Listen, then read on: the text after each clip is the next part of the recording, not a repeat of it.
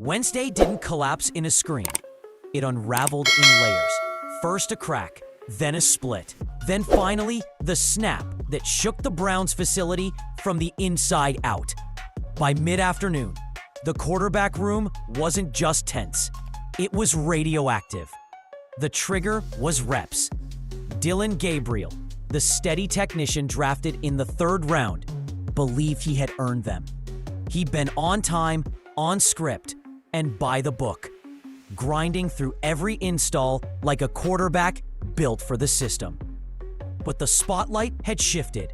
Sanders, charismatic, electric, and already the owner's favorite, was pulling the reps, pulling the cameras, and pulling the future away from Gabriel one throw at a time. Everyone saw it.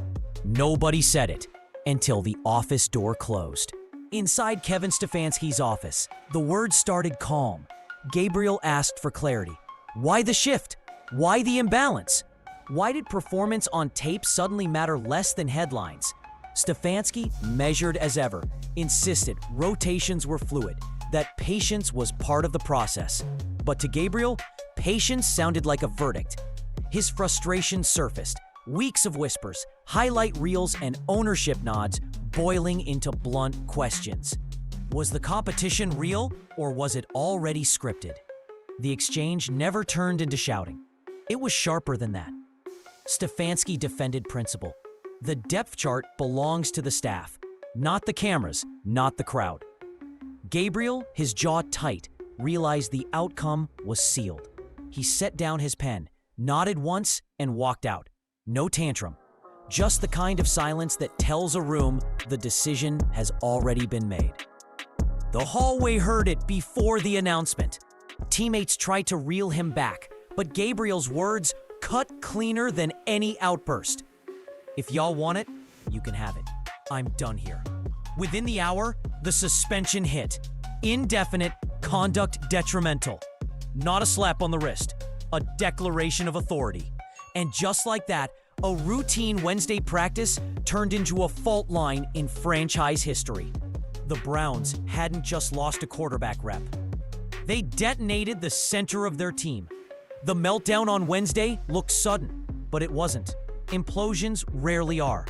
What everyone saw, the suspension, the trade whispers, the locker room split, was only the final snap of a structure that had been bending for weeks. Inside the Browns facility, the foundation was already shifting long before Dillon Gabriel walked out of Stefanski's office. It started subtly. Jimmy Haslam, never shy with a microphone, began praising Shedeur Sanders in interviews. At first, it sounded like harmless owner talk. Great kid, promising future. But in a building where every word from the top echoes through the walls, those compliments weren't noise. They were signals. Coaches knew it, players knew it, and Gabriel knew it. He was the one grinding through installs, executing protections, showing the kind of system mastery coaches trust. Yet every time Sanders fired a highlight throw in practice or a clip of him went viral online, the ground shifted. Gabriel's patience wasn't being rewarded.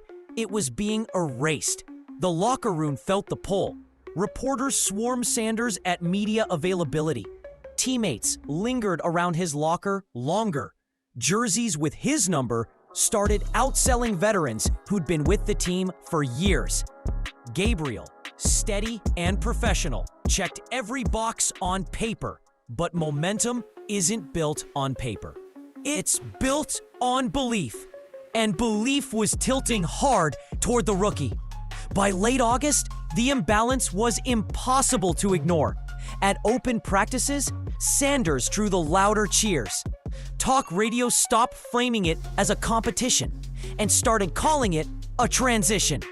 Coaches publicly insisted Gabriel was still in the plan, but their rotations told a different story. More first-team looks for Sanders, fewer for Gabriel. The depth chart wasn't written yet, but it was already being lived. That's what made Wednesday less of a surprise and more of a verdict. Gabriel wasn't just fighting a quarterback battle anymore. He was fighting ownership's vision, the fans' hope, and the league's hunger for a storyline. No playbook can fix that imbalance. And when a foundation cracks under those pressures, it doesn't repair itself. It collapses. The Browns didn't just lose stability. They lost the illusion that they ever had it. Receivers, though, felt the opposite pull. Sanders brought fireworks. His improvisation turned broken plays into highlight reels. For wideouts who lived off targets and big moments, he wasn't just a quarterback, he was opportunity. Every scramble drill was a chance at glory. Every zip of the ball through impossible windows made practice feel alive. They started gravitating toward him, not out of loyalty, but out of belief that his rise could amplify theirs. The defense tried to stay above the noise. Veterans like Myles Garrett said the right things. We just play our side of the ball. But even neutrality carried weight. Privately, defenders admitted the split worried them. A team divided at quarterback is a team divided everywhere. And when adversity hits, divided teams crumble. The fracture didn't stop at the field. In the locker room, clusters became camps. Tables in the cafeteria weren't just about friends anymore. They were quiet declarations of loyalty. Even jokes carried undertones, laughter sounding sharper, stiffer, as if every word risked being interpreted as betrayal. By Thursday, the Browns weren't one locker room anymore. They were two factions, separated by philosophy, by preference, by pressure. And everyone felt the truth pressing in. You can't block, catch, or tackle your way out of a divided foundation. The Browns hadn't just fractured. They'd split wide open. If the locker room was cracking, the fan base was outright tearing itself apart. Cleveland has lived through decades of quarterback heartbreak, each failure leaving scars that never really healed. So when Gabriel's suspension hit the ticker and Sanders was vaulted forward, it wasn't just roster news. It was gasoline poured on a city already carrying too much history. By nightfall, hashtags were waging war. Hashtag let him cook trended side by side with hashtag Sanders era. A bizarre typo, Brown Sarah, caught fire as a meme, plastered across highlight clips and parody edits. It didn't matter if it was serious or satirical. Every corner of social media was consumed with one question: who should be the Browns' quarterback? Gabriel loyalists planted their flag on discipline and stability. They posted clips of his perfect timing routes from training camp, pointing to his command of the playbook, his calm in the pocket, his ability to run the system clean. You don't throw away reliability for a shiny toy, one viral thread insisted. To them, Gabriel was the safe anchor a playoff one could be built on. But Sanders supporters came louder, fiercer, flooding TikTok and Twitter with highlight reels set to dramatic music. Practice bombs, sideline reactions, even slowed down shots of his swagger became evidence of destiny. The future is now, they wrote. In their eyes, waiting on Sanders wasn't patience, it was sabotage. Local talk shows leaned into the chaos.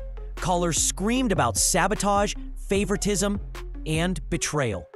National debate shows amplified it further, framing Sanders as the savior Cleveland had been waiting decades for, or the gamble that could bury them all over again. The arguments got personal, venomous, relentless. And the volume mattered. Players scroll, families scroll. Coaches can't ignore the noise when it's blasting through every feed, every comment section, every radio guile. What the fans screamed outside the walls didn't stay outside. It seeped in. It pressed down on every huddle, every meeting, every snap. For Cleveland, this wasn't just about depth charts anymore. It was identity. And when identity fractures, the city itself splits in two. The real fight wasn't just on the field or in the locker room. It was happening behind closed doors in the highest offices of the Cleveland Browns. Wednesday's suspension didn't just bench Dillon Gabriel, It lit a fuse in a building already split between three competing forces: Kevin Stefanski, Andrew Berry, and Jimmy Haslam. Each man believed he was saving the franchise. Each accused the others of burning it down. For Stefanski, suspending Gabriel wasn't about Sanders at all. It was about control. The head coach had spent years building a culture on rules and accountability. Letting Gabriel lash out without consequence would have shredded that foundation. To Stefanski, discipline belonged to the coaching staff, not to ownership, not to the front office, and certainly not to the whims of fans. His message was clear. The depth chart would be decided in the meeting room, not on Twitter. But Berry, the general manager, saw the fallout differently. To him, suspension wasn't discipline, it was a detonation. Gabriel was still an asset, a third-round investment with trade value and developmental upside. By going nuclear, Stefanski risked alienating both quarterbacks and collapsing a position group already on thin ice. Berry wanted mediation, fines, controlled damage. What he got instead was chaos. And now, rival executives were already circling, smelling desperation. Haslam, meanwhile, wasn't interested in nuance.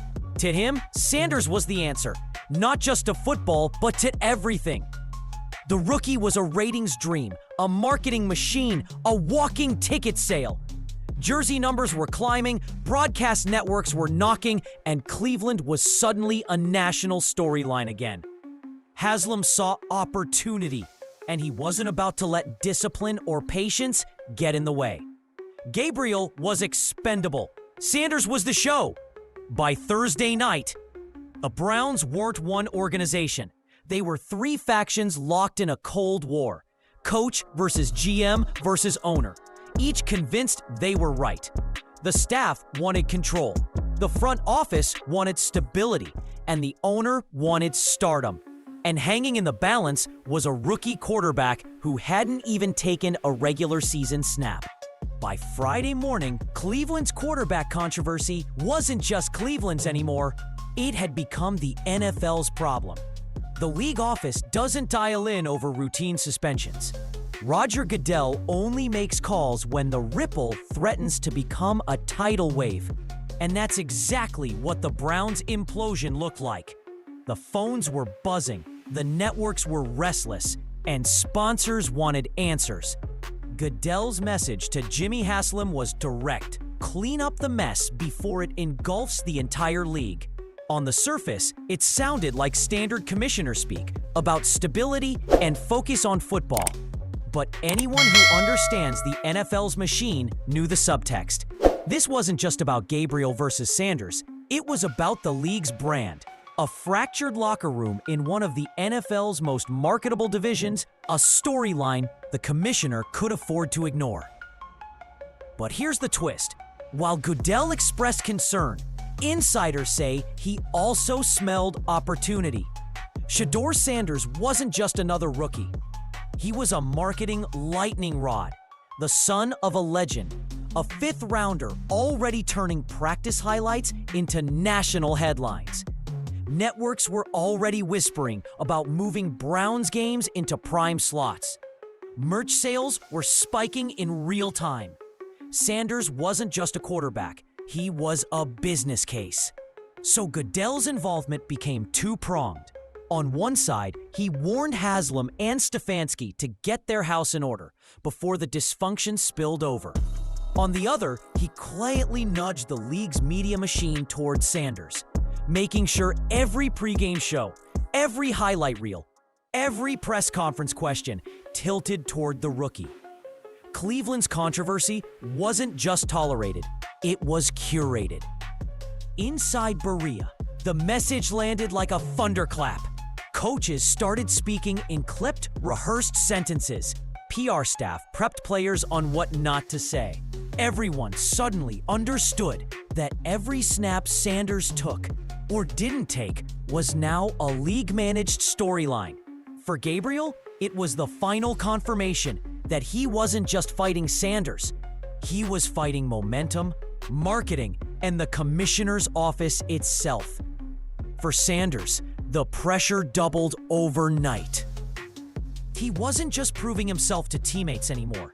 He was performing for the entire NFL. Goodell had cast his shadow, and Cleveland knew this was no longer a quarterback battle. It was a league spectacle. The Browns weren't just choosing between two quarterbacks. They were choosing between two philosophies, two futures that couldn't coexist. Dillon Gabriel and Shedeur Sanders weren't just competitors. They were symbols of everything Cleveland had to decide about what kind of team it wanted to be. Gabriel was the technician. Years of college starts had carved him into a quarterback who ran offenses like a conductor runs a symphony. His dropbacks were consistent, his reads methodical, his timing routes textbook. Coaches loved him because he reduced chaos. He took the script, executed it clean, and gave the defense exactly what was drawn on the board. For linemen, that predictability was gold. They knew where he'd be, how he'd call protections, and how he'd stay calm under fire. In another era, Gabriel would have been the obvious starter, a stabilizer in a league built on structure. Sanders, though, was a storm. The son of a Hall of Famer, he walked in carrying both a name and a spotlight. His game matched his persona. Fearless, improvisational, explosive. Where Gabriel delivered precision, Sanders delivered electricity. Rolling out of collapsing pockets, firing darts on the move, extending plays with sheer audacity. He turned practices into highlight reels and gave receivers hope for fireworks every snap. His flaw was the same as his gift, unpredictability. He sometimes held the ball too long, trusted windows that didn't exist, or gambled when patience was smarter. But what couldn't be denied was this: he made football feel alive. So the Browns weren't just weighing talent. They were weighing identity. Gabriel represented discipline, patience, and order. Sanders represented risk, energy, and the dream of finally breaking Cleveland's decades-long quarterback curse. To the veterans, Gabriel was trust. To the fans, Sanders was hope. And that's why the debate wasn't just about who could start a game.